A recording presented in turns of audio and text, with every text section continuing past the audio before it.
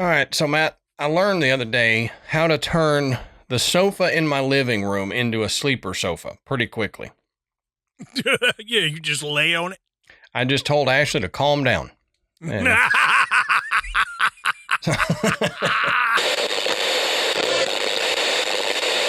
Good.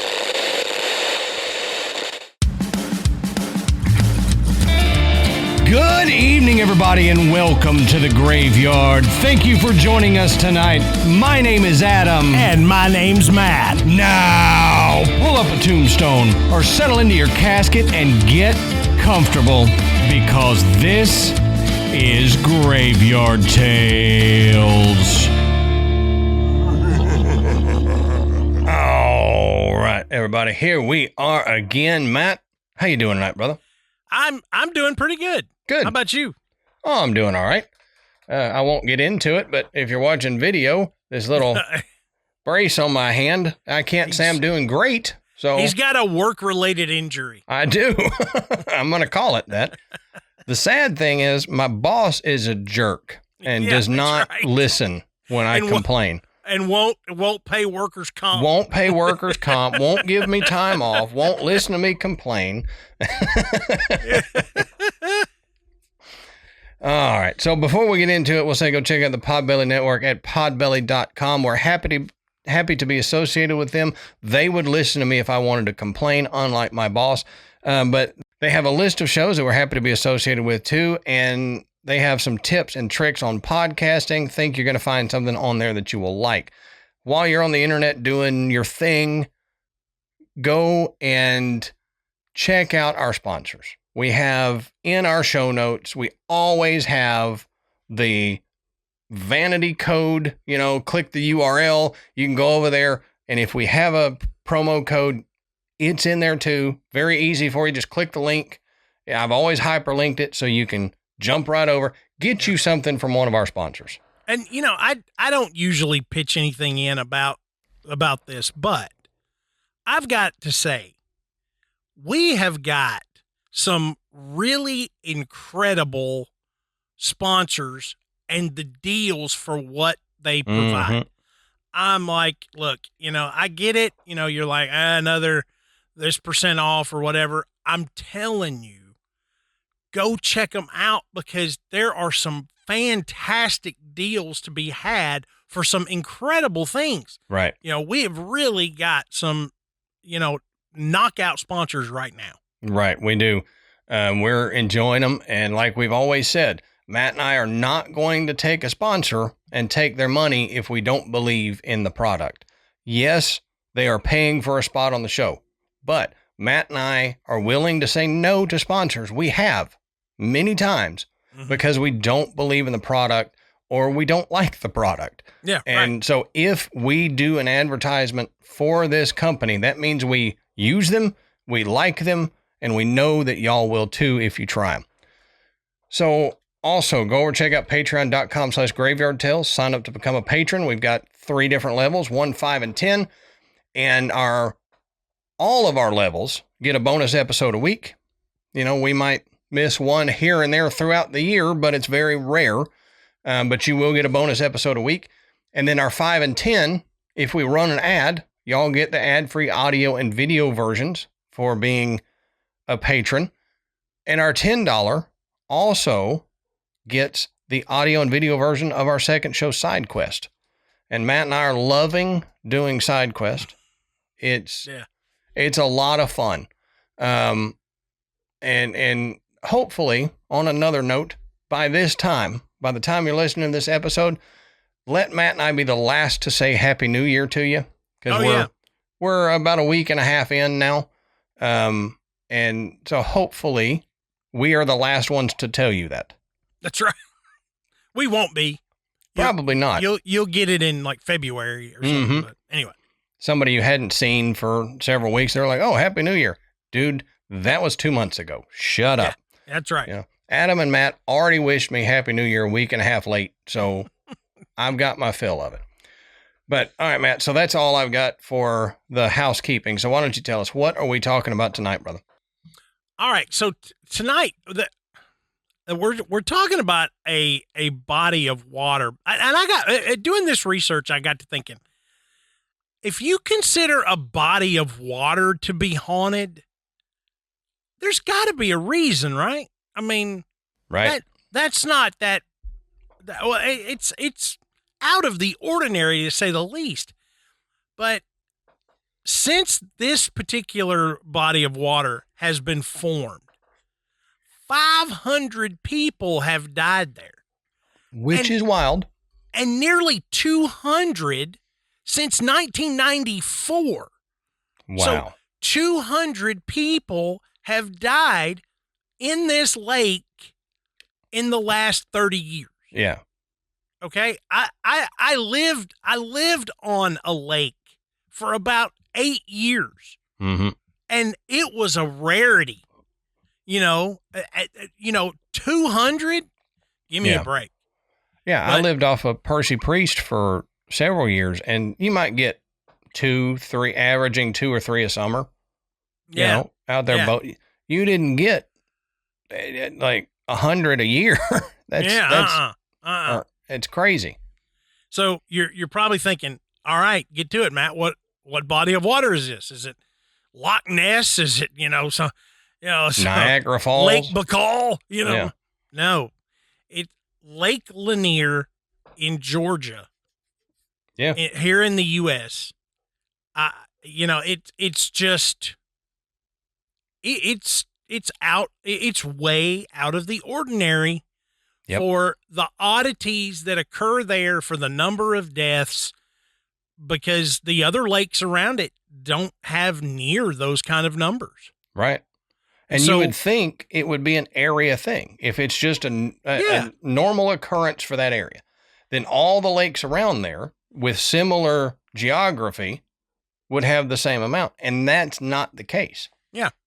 So we're going to dig into Lake Lanier. We're going to talk about why maybe it has so many fatalities, and what has brought about this idea that there are spirits that haunt Lake Lanier. Mm-hmm. But, with anything else, especially this, we're going to talk about, the history of the lake, how it was formed, and, what came about before there was no Lake Lanier. Right. And then we're going to talk about what happened after. So, mm-hmm. Yeah, it's got an interesting history to it. Mm-hmm. So as we always say, go check our sources down in the bottom of the show notes. You can find where we found all the information, and you can keep going. Because there's going to be some stuff that I leave out in the history portion just for sake of time and sake of sanity, because there is a lot of minutia that we could get into. But I've said it before. I'm ADHD. I don't have the attention span for such things. I love history, but I got to take a break, and I figure a lot of y'all are the same way. You're listening to this show, so you have to be similar in that sense. But Lake Lanier, like Matt was saying, it's in northeast Georgia. So it's like 35 miles or so northeast of Atlanta. So not that far from a bustling hub of Atlanta, Georgia. Now, it's in the foothills of the Georgia Blue Ridge Mountains. And, but before I keep going on my notes, like Matt was saying with the haunted lake, normally if Matt and I are talking about a lake, we're talking about a lake monster. Yeah. We did a lake monster month. We had a series where we talked just about lake monsters. We don't talk about lake spirits, lake ghosts. So as we go through the history of this and the geography and everything, there'll be a couple key points that I'll kind of flag as we go through, and just remember those when we get to Matt's part of the notes here. Now, Lake Lanier is about 26 miles long. It's got 692 miles of shoreline, and it covers about 47 miles of the original riverbed there. So Lake Lanier touches 5 counties in northeast Georgia. It's Dawson, Forsyth, Gwinnett, Hall, and Lumpkin. And I'm sorry for the snicker in my voice when I said lumpkin. I didn't even think about that until you just said that. Man, that's all I could think when I was looking at this research and I saw lumpkin. I'm like, poor Lumpkin County. So the lake has about 100 small islands in it, which is a lot when you think about lakes and, you know, a lake of this size. Because I know Percy Priest Lake there that I used to live off of in Tennessee, it had a few islands. I mean, it was not 100 small islands. But we'll talk about how this lake was formed, and it'll make a little more sense. Mm-hmm. Now, at the dam of the lake is more than 200 feet deep. So it's a deep lake. And the lake is considered full when the surface of the water level reaches 1,071 feet above sea level. So that doesn't mean the lake is 1,000 feet deep. When I was first quickly reading through the notes on this before I started taking any down, I was like, it's 1,000 foot deep?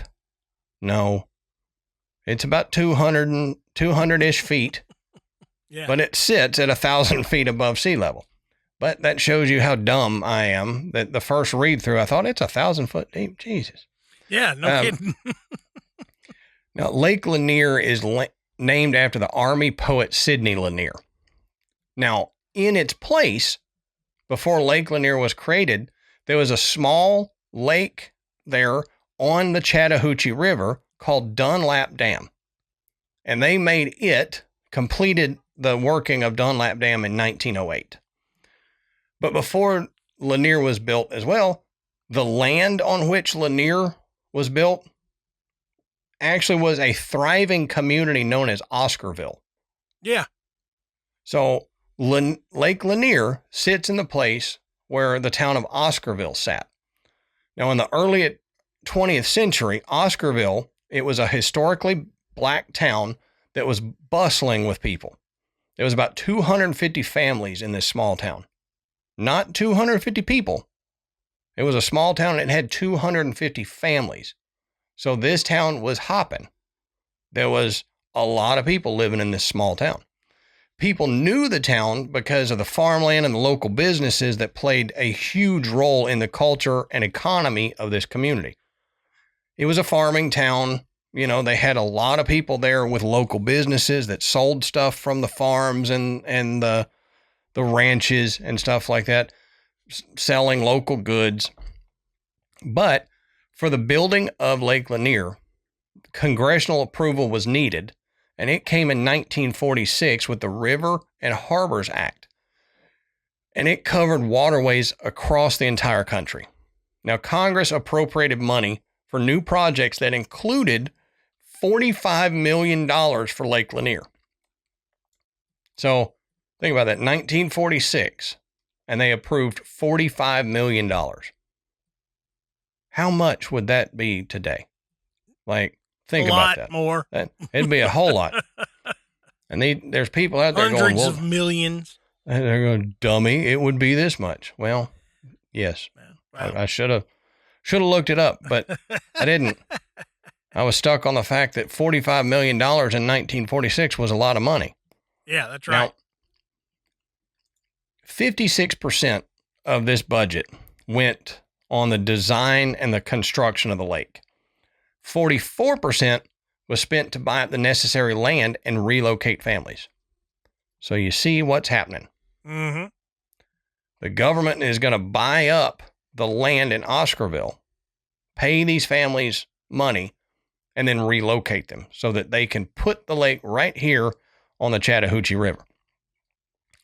They wanted to build the lake with the intent of serving as a hydroelectric dam, hydroelectric power, and it would provide more water for Atlanta, which was growing super fast, and it was supposed to help with flood control mechanisms for that whole area.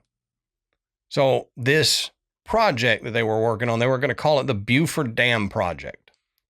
So they had multiple intentions with building this lake: hydroelectric power, flood control, and they needed more water for Atlanta because Atlanta was growing so fast and they needed a reservoir. And it was apparently very dry.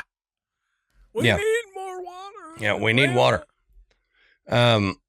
So if I know anything about Georgia, they get a lot of rain, so it shouldn't have been that dry, but whatever. It's humid there too. Everybody was thirsty. Yeah. Just put a straw in the air. You could drink Georgia air, from my understanding. Not as bad as Louisiana, but whatever. The government had to buy 56,000 acres of private land. And probably the most difficult part of the process was getting this land because people didn't want to give it up. Eminent domain, though, allowed the government to buy land for public use, and local residents had very little say. But I'll say this, unless the money is well worth it, I'd put up a big fight too if the government wanted to come in and buy my land for a lake. Yeah. Oh, yeah. Especially if it was family land and I'm sitting there. I mean, I would say, okay, dig the lake around me. Leave my land as an island in the middle of this lake. But you're not taking my land. Because that's what they do, you know? Yeah. Oh, okay. You're like Bugs Bunny when they were trying to build the freeway. Mm-hmm. Yeah. Exactly. Exactly. There's actually stories of that happening for real in, I think, the U.S., but also other countries where people refused to sell their land. And I think one of those is out in the small Texas town where my dad lives now. The highway, they actually had to build up and over land because this old lady wouldn't sell it. And they wanted to put the freeway in through her land. But she had such a long property, they couldn't just go around it. Yeah. So they put a bridge in, and now her land is under this interstate bridge.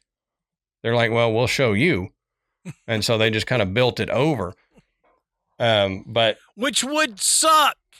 Mm-hmm. Can you imagine? I mean, you know, my grandparents where my grandparents lived, it was next to an interstate, but the interstate was like away and up from their backyard.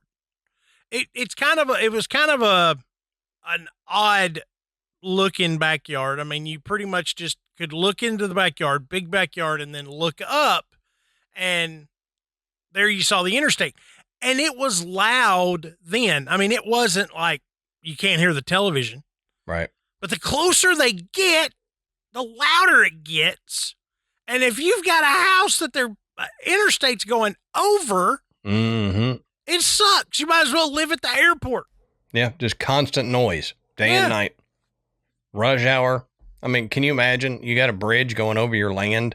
Yeah. And somebody, as inevitably happens with a bridge, drives off the bridge. Oh, God. Now you've got a wreck in your backyard. Literally. Just a constant stream of 18-wheelers. Yeah, exactly. Well, to begin with, they purchased land toward the south end of where the lake was going to be, around the dam site, so that they could start building the dam before they did anything else. Now, land that would be flooded by the rising waters was purchased piece by piece over the next few years. So they bought the south end, and they could start working on the dam. And then everything back from that, they started buying off piecemeal as they talked the families out of their land. You know, all right, here's an extra $1,000. Okay, here's an extra $2,000. Finally got the land that they needed for this lake. Now, as part of the eminent domain justification, the town of Oscarville was effectively erased. Yeah. So no more Oscarville. It's not like Oscarville was moved, 3 miles to the left, or they cut off the north end of Oscarville and left the south end. They just erased the town of Oscarville. So over 1,000 people who were predominantly African-American families, many with thriving local businesses in the area, were displaced. Even the cemeteries, they claimed that they dug the people up and moved the bodies to another cemetery.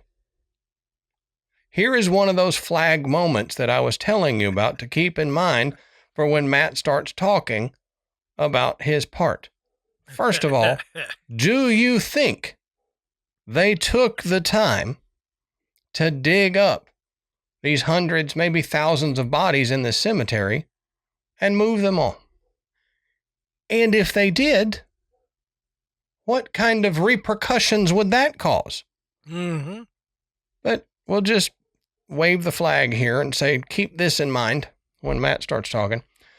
Now, ground was broken for Buford Dam on March 1st, 1950. Now, it took a little over 6 years to complete the dam. Now, the Army Corps of Engineers is who oversaw the work, but they contracted out to private companies who actually did the construction. So they can say this is Army Corps of Engineers property, yet Army Corps of Engineers didn't lay one hammer down to do anything on this. But, I mean, that gave work to other companies, so that's a good thing. Other people had jobs, whatever. Now, Lake Lanier was physically excavated and then flooded gradually over a number of years.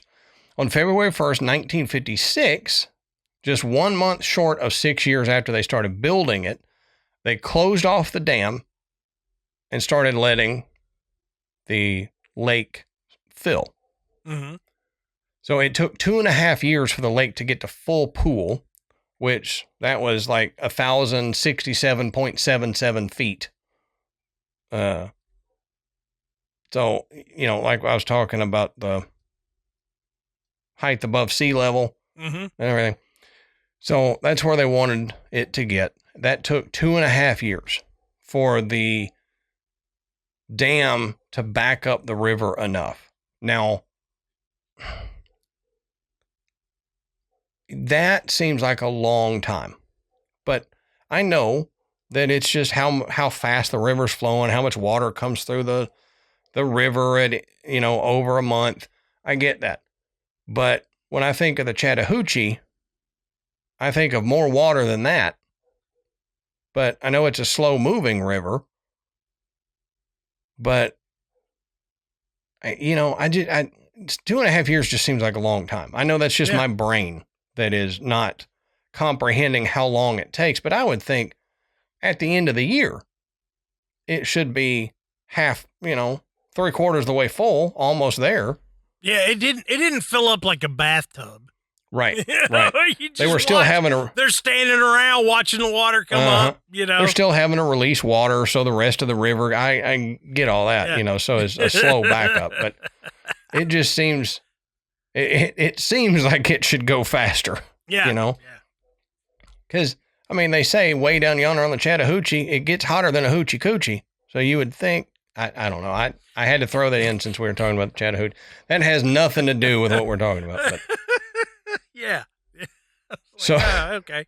You're just like waiting to throw that in there. I have been trying to fit that in. That didn't even fit, but I had to get it in there before. But anyway, the official dedication of the new lake and new dam was October of 1957. Now, boaters started turning up as soon as the water started backing up, they say. So as soon as they got a little bit of water in there to be able to float a boat on, there were people going, hey, look at this. So people started enjoying themselves before the water had cleared the treetops. It's like my kids when we fill up the pool. Mm-hmm. Okay. You know, we've got a little above ground pool, and we started filling up at the beginning of the summer, and the kids are in there. There's not like 2 inches of water in there. Yep. And it's like Piper and the next door neighbor's kid. They're in there splashing around playing. 12, 13 years old. Mm-hmm. It's like water, pool. Yep. That's what these boaters did. Oh, 100%. Yeah. I mean, there's enough water for me to float a boat. Mm-hmm. Let's go. Yep. Before it had cleared the treetops, they were in there, boating, swimming, everything. Now, as the lake filled up, they allowed it to cover the trees up to a certain point, and then they cut the treetops off. And then the banks ended up being cleared off so that it had a spot to reach full pool level. Mm-hmm. So in that lake is a lot of structure. Oh, yeah. Think about Percy Priest. I'm going to bring this up again because Percy Priest was the same way. Mm-hmm. It was a flooded town. Yeah. There's a lot of structure under Percy Priest Lake, which allowed for good fishing. Yeah. Because the fish could hide in certain areas. I caught a fish over the old cemetery in Percy Priest Lake because when we were reading the depth charts there on the boat, it would drop a lot where they had dug out like some graves. So there was a trench, mm-hmm. and there was a big catfish sitting in that trench. And so I pulled him out of there. But, there's a lot of structure. There's housing foundations. There's tree stumps. And for several years after it's made, you got that whole tree sitting up that boaters have to watch out for, but it's great for fish. It's great for wildlife. And then the tree rots down to a certain point, but you've still got structure in this lake. And again, Oscarville Cemetery is in that lake. Now, the Olympic torch traveled across America to Atlanta in 1996. It came through Gainesville. It was actually rowed across Lake Lanier, and it came at the canoe and kayak venue on Lake Lanier. So they did events for the Olympics on Lake Lanier. They erected huge temporary stands to seat all the spectators and all that, but the Olympic torch actually crossed Lake Lanier. Today, Lake Lanier features over 90 different parks, dozens of campgrounds, and a lot of leisure water activities. They've got boat rentals, jet ski clubs, a ton of restaurants and lakeside eateries. Lake Lanier also has over 200 different swimming beaches, dozens of boat ramps, and Lake Lanier is one of the most popular destinations in North America. It has over 30 million people that visit it annually. That's a lot of people. Which is crazy. That means Lake Lanier has more people visit it than visit Niagara Falls. Yeah, wow. So that's pretty incredible. I didn't even realize that. I would not have thought about that until doing this research. And I'm like, that is crazy. Well, Niagara, you can't jet ski at Niagara Falls. That's true. That's true. If, I bet if they started letting people jet ski over there, that it'd pick jet up. Ski, boat. If you would let bass fishermen come in, I guarantee you'd have a few thousand more people visit. Can you imagine looking down and seeing all these dudes fishing off at the bottom of Niagara Falls? Yeah. Dudes sitting in their bass trackers in the mist. Yeah. They're just soaking wet. Yep. Got their rain jackets on and their bait caster reels throwing into the falls. Have you ever been to Niagara Falls? No. I've never been either. I've always thought it would be a cool place to visit, but I am not well traveled. Now, I don't know about y'all, but I've been visiting takeout apps a little more than the gym here this season. And, I can't judge anybody else who's been doing it since I'm right there with you. But our sponsor for today's episode will help you out and fix that for you. It's EveryPlate. It helps you feel good about what you're eating and what you're spending on food, even if you're busy. And that's the problem, is we have been so busy here lately that it just seems like there's not enough time to cook a meal. So what do? You get home, you crash on the sofa, you pick up that phone, and you order something to be delivered to your door. A, it's too expensive. B, it's not that healthy.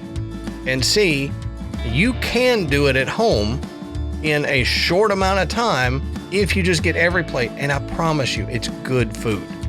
Oh, it is absolutely good food. And EveryPlate can help you dish up better habits with delicious, easy recipes delivered to your door, including new Calorie Smart, Carb Smart, and Protein Smart options, which is, That's what Amanda and I are looking to do. We're trying to work out more. We're trying to shed a few pounds that we gained over the holidays. Same. This is what we're looking at. So it's perfect. And with the new Smart Swap recipes, you can swap flour tortillas for lettuce wraps, white rice for lettuce, potatoes for sweet potatoes to make better for you meals. So skip the store and enjoy wholesome, homemade meals that cost less than groceries. And that's true. So set wholesome habits this year when you sign up for America's Best Value Meal Kit. Get started with 50% off your first box and a free month at Planet Fitness with code GraveyardPF, GraveyardPF at EveryPlate.com/podcast. That's right. EveryPlate offer valid with auto-renewing subscriptions. Planet Fitness offer valid with $1 down due at Black Card membership sign-up. Additional restrictions apply. See everyplate.com/podcast for details. That's 50% off your first box and 1 month free at Planet Fitness with code GraveyardPF, GraveyardPF at everyplate.com/podcast.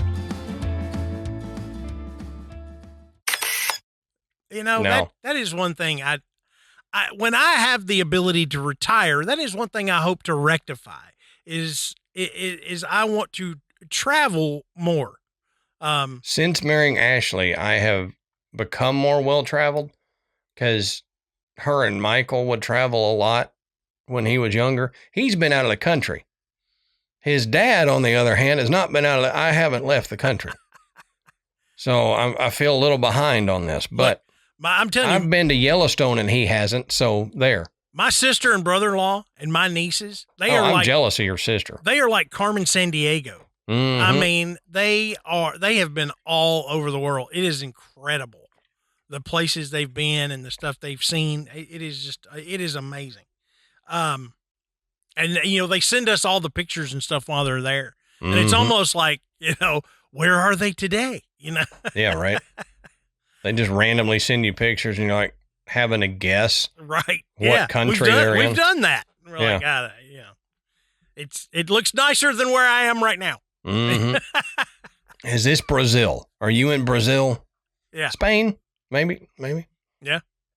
Portugal? Been there, both places. Yep. All right. Okay, back on track. Lake Lanier. Okay. So you see now. Bet they haven't been to Lake Lanier. I would dare say they have. Maybe not. We got to find out. I don't know that they're necessarily lake people. We'll see. So, yeah, we'll see. Aha. Yeah, we'll find out. Anyway, so all this, you basically got a flooded town. Mm-hmm. You had a lot of people that were forced out. There's some definite reasons why this place might be haunted. On top of that, you add all the fatalities that I talked about at the top of the show. And you begin to go, okay, maybe, there is something paranormal going on at Lake Lanier. Adam mentioned the graves. Okay. We're going to talk more about that. You want to have a haunted lake, put it on top of a cemetery. Yep. Flood some graves. But, like I said, people were forced out of their homes, and that's gonna leave a negative mark. Okay. Yep. And we're not just talking about Oscarville here. Until the mid-19th century, the Cherokee Nation inhabited the region of Forsyth County that would become Lake Lanier. And the U.S. government expelled most of the members of the Cherokee people in the 1830s in what would ultimately become known as the southernmost origin of the Trail of Tears. Mm. Okay? So, we go way back and we find out, they've done this before. Starting out with bad juju. Yeah. after the Civil War, Forsyth County became home to many black and white settlers, but that changed in 1912 after the assault and murder of an 18-year-old white woman named May Crow. A white lynch mob killed the suspect, a 24-year-old man named Robert Big Rob Edwards. And then they began to attack all the black residents. And they forced most of them to flee the county within about 2 months. Can you imagine? That's crazy. Can you imagine living and then other citizens are just attacking you to the point you have to abandon your home? No. Holy cow. That's insanity. And this is 1912. I mean, this is not like ancient history here. Yeah. But because of that, the mob was able to claim the land through a legal process called adverse possession. That even sounds bad. Yeah. I mean, just the name of the legal thing sounds bad, But a lot of people believe that these horrific events left that negative stain on the region where Lake Lanier is located. So it makes me think when we talk about, I wonder why this hotel is haunted. I wonder why this church or this hospital is haunted. And we start to look back, you go, oh, the land that it was built on has some pretty terrible history. Mm-hmm. So we've never really looked at it and considered, okay, the land where this lake now is also has some horrible history. And, maybe the bottom of this lake, held on to all that negative energy. Now, some people will blame the spirits and the weird sightings and all this stuff on spirits that were from the graves that the Corps of Engineers never relocated in 1956. Now, just to be clear, the Army Corps of Engineers said they removed everything they considered dangerous in preparation for the lake. They uprooted trees, they moved barns and wooden structures, they relocated bridges and water intakes. But the community also had a cemetery, and according to Cesar Yabor, who was a U.S. Army Corps of Engineers spokesman, the Corps identified and moved marked graves, but some unmarked graves were likely left behind. That doesn't make it any better. So if you're keeping score at home, the Cherokee Nation populated this area. Mm-hmm. Okay, so I doubt very seriously there were any gravestones from any past Cherokee that were buried in that area. No. Okay. Number two, we're talking about a time period post-Civil War up to, through the terrible events of 1912 all the way up into 1956. I guarantee you there were more unmarked graves in that area than there were marked graves. Yeah. I'd take that bet too. There were family cemeteries there, and maybe they were marked, but they were marked with, a handmade, marker. Yep. Maybe it had a name, maybe it didn't, but over time, a slightly larger than average stone. Yeah. As the headstone. But over time, those things become lost. They become covered with vegetation. Mm-hmm. The elements begin to just wash away any etched names or dates or anything. And, they're out there trying to get this area ready to flood with the idea that they're going to be providing water and power to the city of Atlanta. Yeah. they're not going to go digging and turning every single stone just on the chance that there might be an unmarked grave there. They're just not going to do that.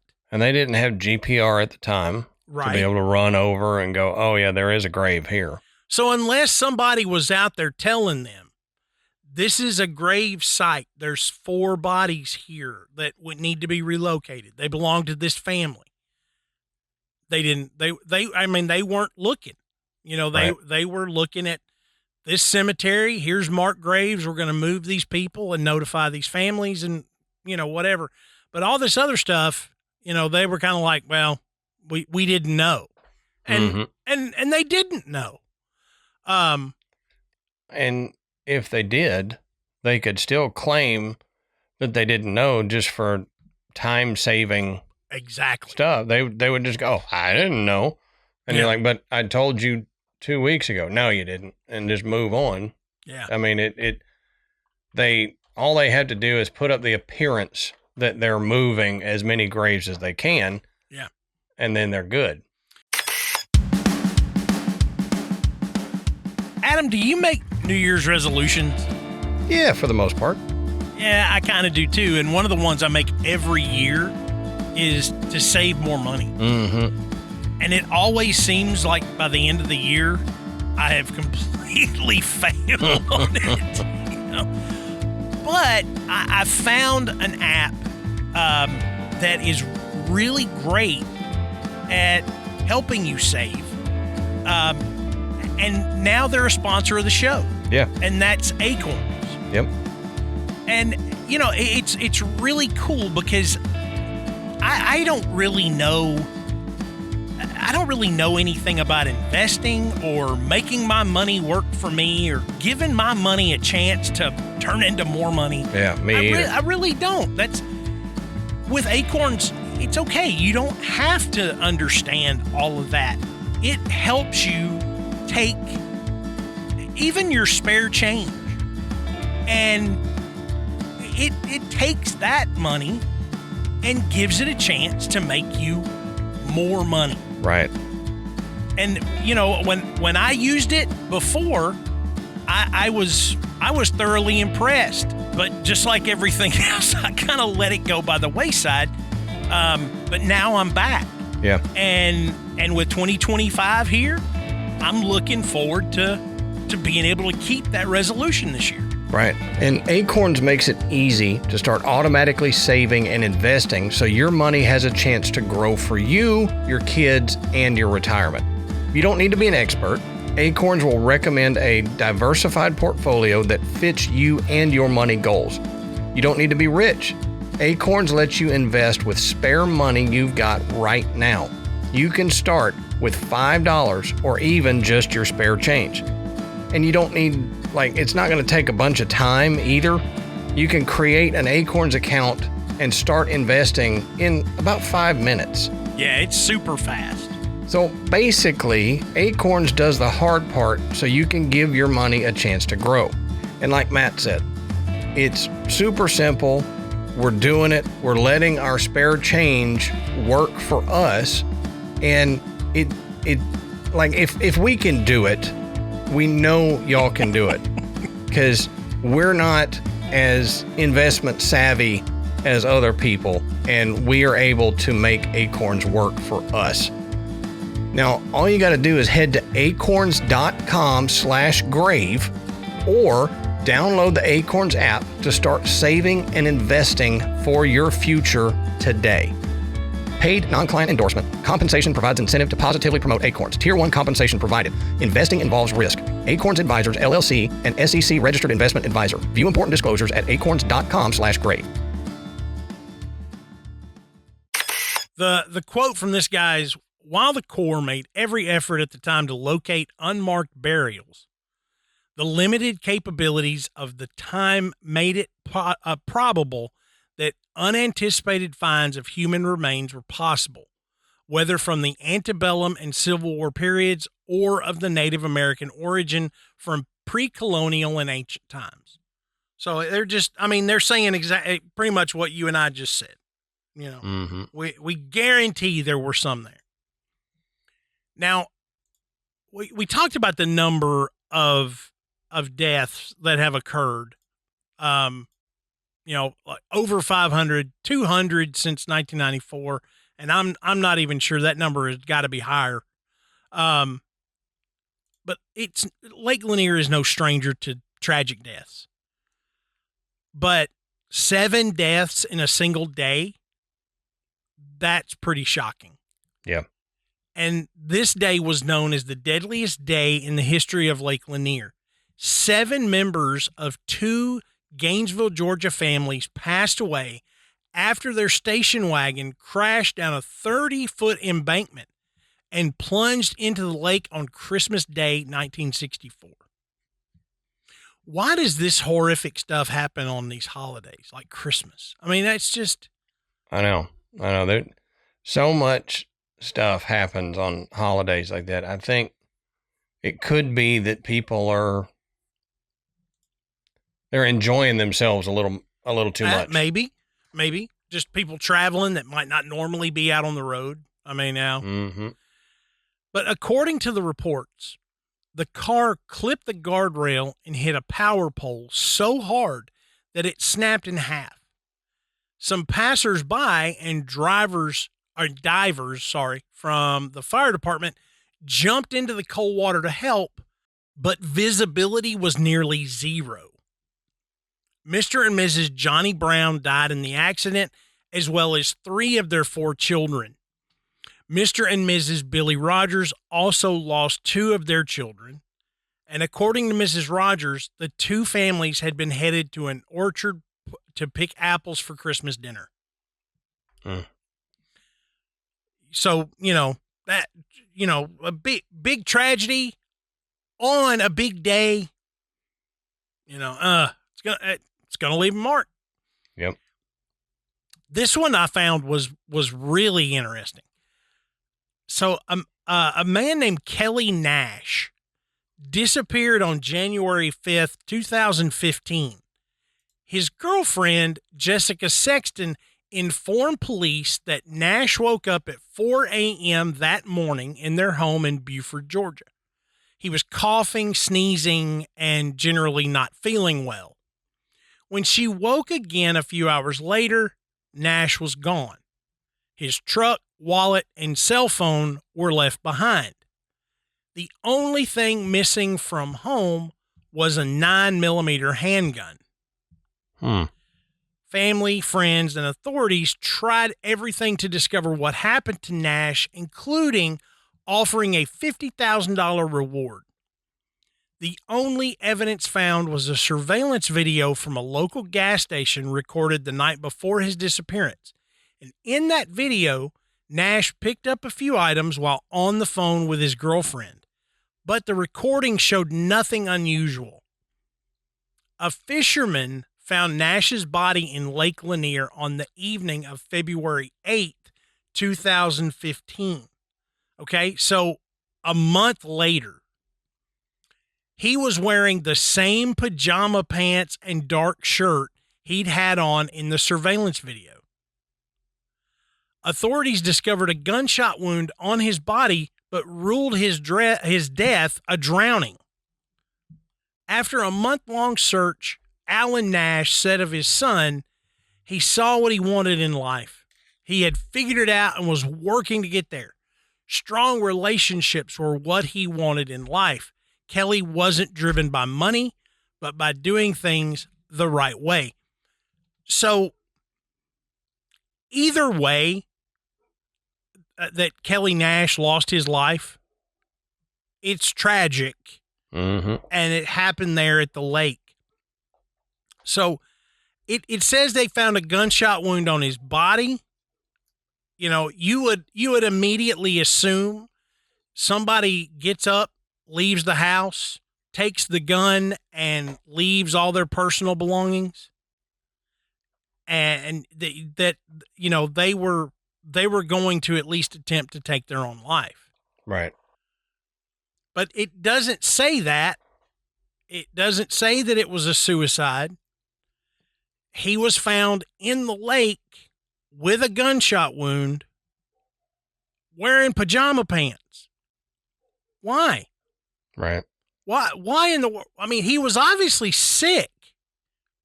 Why did he get up and go to the lake at all? Why did he go with the gun? Yep. Why did he leave the house, period? Exactly.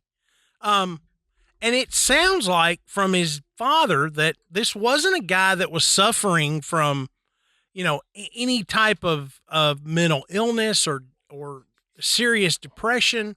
Depression over money because he didn't care about money. Right. So it's a weird mystery, and I think it just adds to that spooky mystique that people have attached to Lake Lanier. Mm-hmm.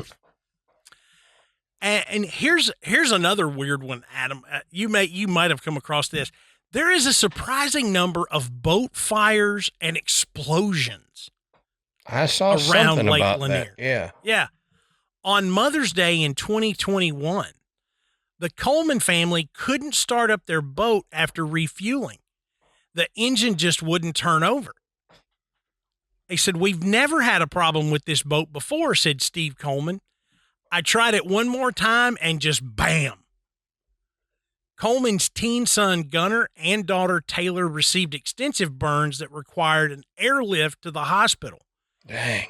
Taylor underwent at least 3 surgeries in her months-long recovery.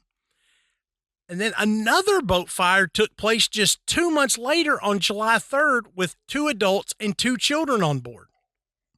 Both adults suffered severe burns that required immediate medical attention. Authorities continued to report a trend of boat fires at the lake, with 5 occurring between May 2021 and July 2022.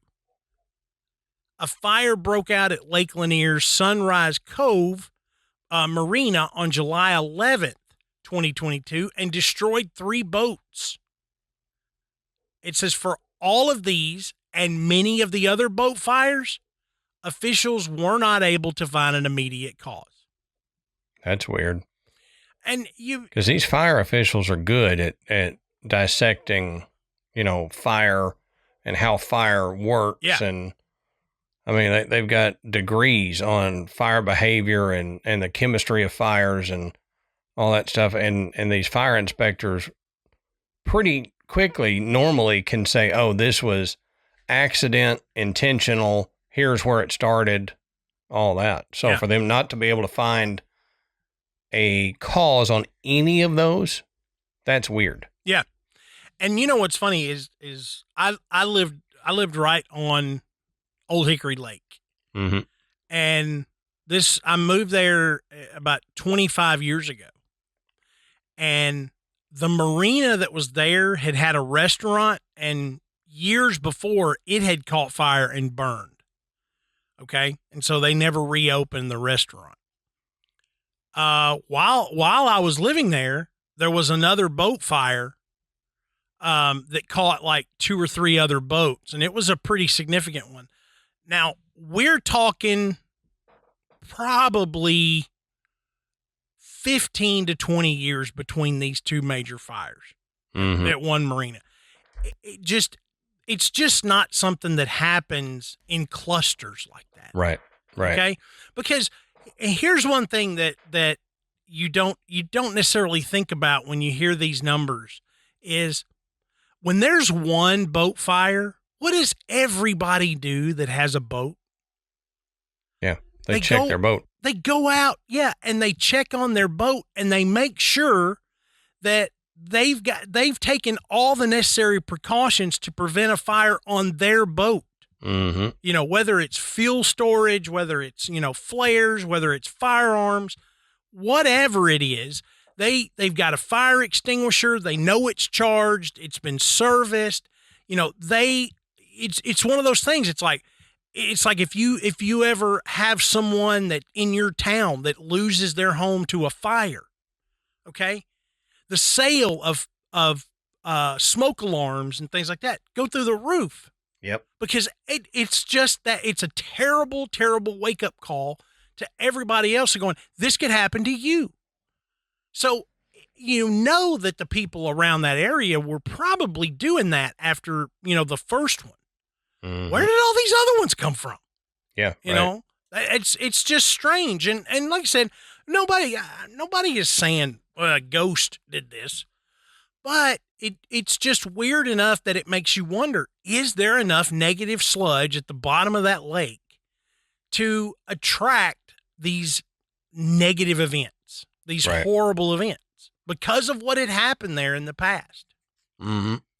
Now, there are several houses and structures near Lake Lanier that are also believed to be haunted.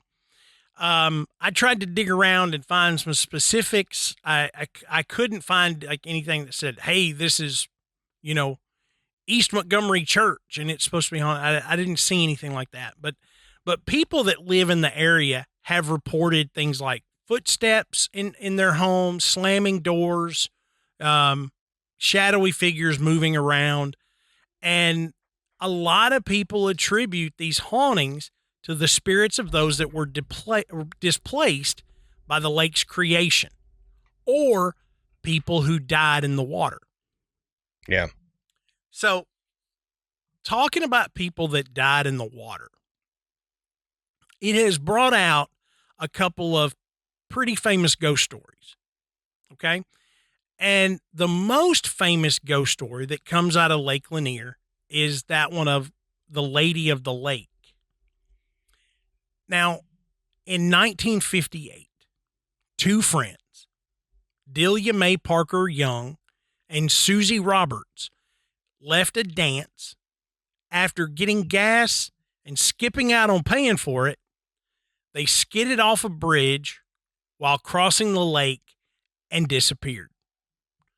The following year, a fisherman came across a decomposed, unidentifiable body floating near one of the bridges. It wasn't until 1990, 3 decades later, that the officials discovered a 1950s Ford sedan with remains belonging to Susie Roberts. Which meant that the body found way back in 1959 must have belonged to her friend, Delia Mae Parker Young. Yeah. But locals say they didn't need to wait on this forensic analyst to know that that's who that was. They had seen Parker Young themselves wearing the blue dress that she had borrowed that night from Susie Roberts. And they had seen her wandering near the bridge. And not only do they see her wandering around wearing a blue dress, they noticed that she doesn't have any hands. Well, that's weird. Yeah. And as the story goes, she snatches unsuspecting lake goers and drags them to the bottom. Yeah. With no hands. Yeah. She's got 2 suction cups. And just Flippers. No hands, but full of suction cups. She's like Davy Jones, you know. Yeah. Anyway, so that's a pretty creepy one, and it is the most famous one. And that's the first one I ever heard about Lake Lanier. Yeah. Was the Lady of the Lake. And I promise, if you Google Lake Lanier, just Lake Lanier, you're going to find this story almost immediately. Yeah. Okay. It's a very famous story. And apparently the events that occurred, they are true. All of this did happen. Now, how many people that have seen, the ghost of Delia Mae Parker Young, that's a little bit harder to pin down. Yeah, but having suction cups for hands, yeah, I made that up. Right. That's not. But it is a pretty wild story, and we've covered a lot of stories about bridges that were haunted because of somebody that died there or jumped off of it or something. Well, there's one in Arlington that we covered, and it turned out to none of that happened on the bridge that they said, right? Right. Yeah. It happened on a whole nother bridge that isn't used. That totally different than this Lake Lanier story. This Lake Lanier story has verifiable details to the story. Yes, there were these two people. Mhm. Yes, they did all this prior to. Yes, they had a wreck. Yes, we found the bodies and the evidence of the wreck. And the car. Yeah. And the car. So it's all of that's verifiable. And so it adds credence to if one of these two tales, you know, the Arlington one or this one, were going to be true, obviously Lake Lanier would be more true because everything is verifiable. It's not just a made up thing. Yeah. Yeah, exactly. Now, this other one is the Curse of Brown's Bridge. Now, Brown's Bridge spans Lake Lanier, and it's also been the site of several fatal accidents. Now, the tragic accident involving Delia Parker Young and Susie Roberts is just one of many that have occurred near the bridge. Motorists have reported experiencing sudden car trouble, seeing apparitions, and feeling an unsettling presence while crossing the bridge. And these particular incidents have further cemented Brown's Bridge's reputation as being a haunted location. Now, visitors and locals have reported witnessing strange lights hovering over the lake, hearing disembodied voices, and experiencing sudden drops in temperature. Fishermen have told stories of feeling something pulling at their lines from below, only to reel in nothing. That doesn't seem that odd. No, I've had that happen a whole lot on a non-haunted lake, and it's just some jerk fish. Or you get caught on something. That too, like, I got a bite. And no, you don't. No, I don't. Now, swimmers have reported feeling unseen hands grabbing at their legs, trying to pull them under. That's not normal. Yeah, no. And that's a no for me. No joke. Now, these unexplained phenomena have contributed to the belief that Lake Lanier is haunted by the spirits of those who perished in its waters or whose graves were submerged during the creation. Other people have reported seeing a shadowy figure sitting on a raft, inching himself across the water with a long pole and holding up a lantern to see. So I was telling Adam about this before we started recording.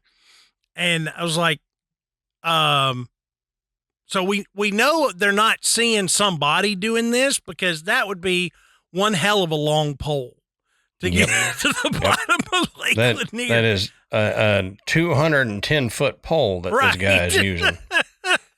So it's got to be a ghost, right? It's got to be some kind of specter. But there are even uncredited stories of nighttime boaters encountering this ghostly raft. And the passenger makes eye contact with the witnesses and then leaps into the water and swims after them. But when they go and they shine the light down on the water, he's gone. So is the raft. Which makes for a really cool story. Yep. But kind of just sounds like, it's kind of like a fishtail, Yeah, but I mean, I like it. That's a super creepy. Oh yeah. Super creepy tale, especially with the hands grabbing at you and stuff. Think about that. I mean, first, like the night before, you're out fishing with the old man or whatever, and you and he are fishing, having a beer or two. And all of a sudden, this whack job and an old-timey raft comes floating at you, pushing off a who knows what. Yeah. And jumps and starts swimming at you furiously, and then you lose him. Yeah. Well, then the next day, y'all are out swimming, and stuff's grabbing at you and feeling like it's pulling you under, and no. I wouldn't be swimming, first of all, because me, exactly. I don't do that. But, and I probably wouldn't stay out there after old raft dude. There wouldn't be any more going back out there because that's enough for me to go, you know what? Something is messed up about this lake, and I don't want to be part of it. Yeah, and I came across other stories that were not I couldn't really verify them, but there were people that they claimed to have seen like arms and legs on the bottom. Like these would be the exposed bodies from these graves, just over time, having either floated up or enough of the dirt had eroded to expose part of their body. Yeah. And because the water is so deep and so cold, it slowed their decay. I don't know. I told Adam about another one that they were talking about, these weird waves that will occur. You'll be out on the boat and all of a sudden this big wave will just kind of appear. I heard about that legend, but. And I thought, look, it's a lake attached to a hydroelectric dam. Those kind of lakes don't behave like natural lakes. They have oddities because of, if the dam's running, if it's not, there's currents and things like that. So the idea that, you could pick up a weird wave, you could be seeing, somebody's wake, mixed with the current, there's just too many things that would explain that. We also know that on the ocean, they have verified rogue waves. Yeah.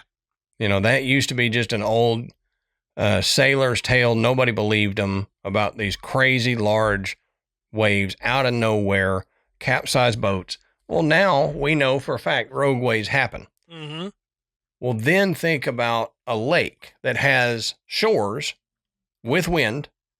So you can get like a kinetic energy effect over time of wind blowing it, hitting the shore and sliding back in. And enough kinetic energy is built up to create maybe a larger than average wave. It's not some crazy rogue wave. Right. But it would be a, quote, rogue in the sense of there's no other behind it, just from kinetic energy with boats and everything else going and causing it to do that. So unless there's something crazy with this wave, like it's a 40-foot tall wave on this lake or something. There's some ghost surfing on it. Right. You got the guy in the raft that's hanging 10 through the center of this wave. Then if there's nothing like that going, to me, a random wave, large, semi-large wave, that's not that crazy. That's just something weird that could happen with the topography of this lake. Yeah. But the other stuff that you've talked about, that's the craziness. And when you combine that with all the other stories, you're kind of like, well, I don't know, maybe it loops in there too somehow. Yep. And so one